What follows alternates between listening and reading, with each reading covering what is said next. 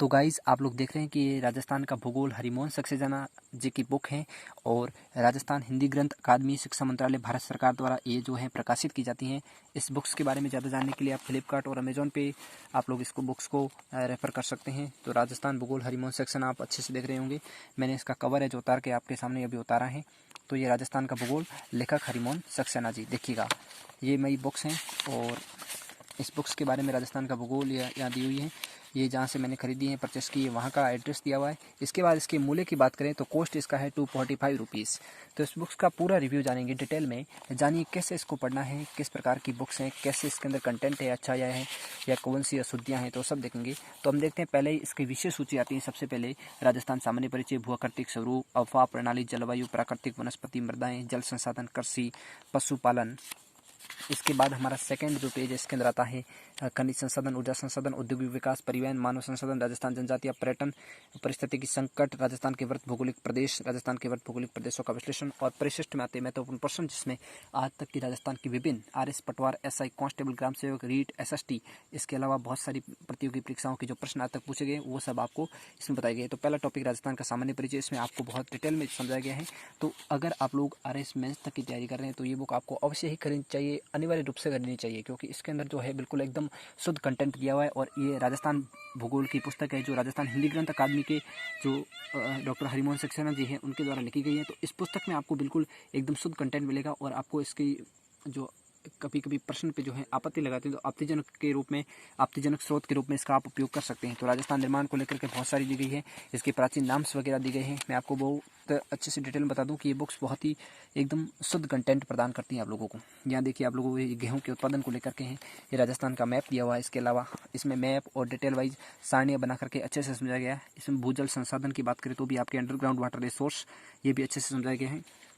और इसके अलावा हम शेखावटी, बाणगंगा, रूपारेल, लूणी, गंभीरी, चंबल नदियों की बात करें तो भी दर्शाया गया है। इसके अलावा अपने जो है राजा महाराणा प्रताप, महाराणा उदय सिंह, कुंभा, राणा अमर सिंह से लेकर के राव जोधा, मालदेव, और इसके अलावा बीकानेर के राय सिंह, जयपुर के मान सिंह, भारमल, इन सभी राजाओं के बारे में भी डिटेल से जो है शॉर्टकट जानकारी भी यहाँ इतिहास की दी गई है। इसके अलावा राजस्थान की जनजातियों की बात करें तो भौगोलिक वेतन से लेकर के इन जनजातियों का कहाँ का निवास है, इनकी कौन सी प्रथाएं, कैसे इनमें विवाह होता है, कैसे मृत्यु संस्कार हैं, क्या क्या इनकी पंचायतों के नाम है, क्या क्या इनके मुखियाओं के नाम है, सब कुछ आपको डिटेल में बताया गया है।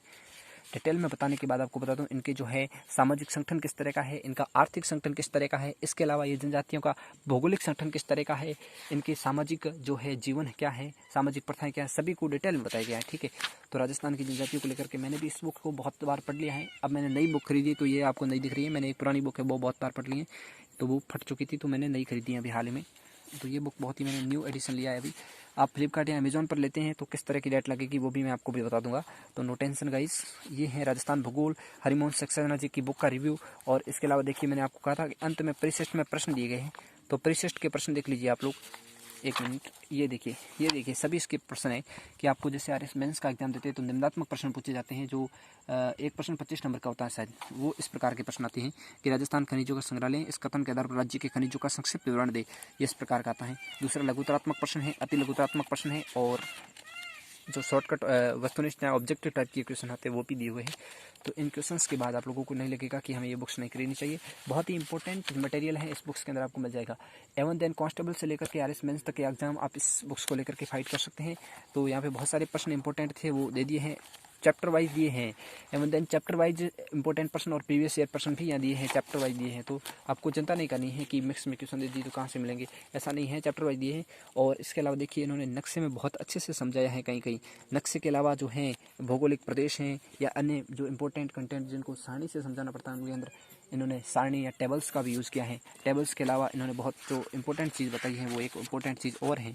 तो दोस्तों इंपॉर्टेंट चेंज है ह्यूमन रिसोर्स एंड पॉपुलेशन, मानव जनसंख्या से संबंधित जो डाटा है आप लोग बहुत बार प्रयास करने के बाद भी जो है सही और सटीक डाटा कलेक्ट नहीं कर पाते हैं। बहुत सारी बुक्स में जो कहीं कहीं लक्ष्य वगैरह या अन्य बुक्स में तो सही मिलता है, लेकिन अदरवाइज जो बुक्स हैं नई नई बुक्स एडिशन आए हैं उनमें अंदर बहुत ही अशुद्धियाँ हैं। तो यहाँ पे आपको बिल्कुल अशुद्धि नहीं मिलेगी, और ये हिंदी ग्रंथ अकादमी की है तो आप इसमें एग्जाम में आपत्तिजनक स्रोत के रूप में भी आप इसका उपयोग कर सकते हैं।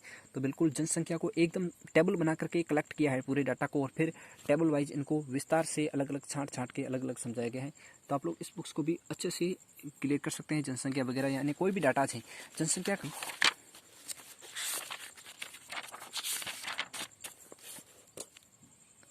जनसंख्या के सिवाय अगर हम परिवहन की बात करें तो भी अच्छे से यहाँ पे समझाया गया है। देखिए परिवहन को भी देखें तो अच्छे से समझाया गया है, और इसके अलावा परिवहन के सभी जो डिटेल वाइज एनालिसिस किया गया है। किसी भी सारणी में कमी नहीं है कोई, और नहीं कोई अशुद्धि है।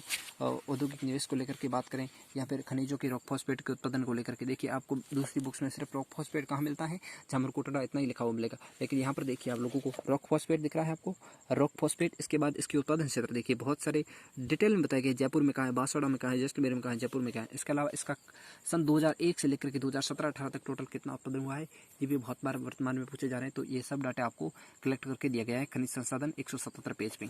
बात करें इसके अंदर पेजेस की, तो पेजेस देखिए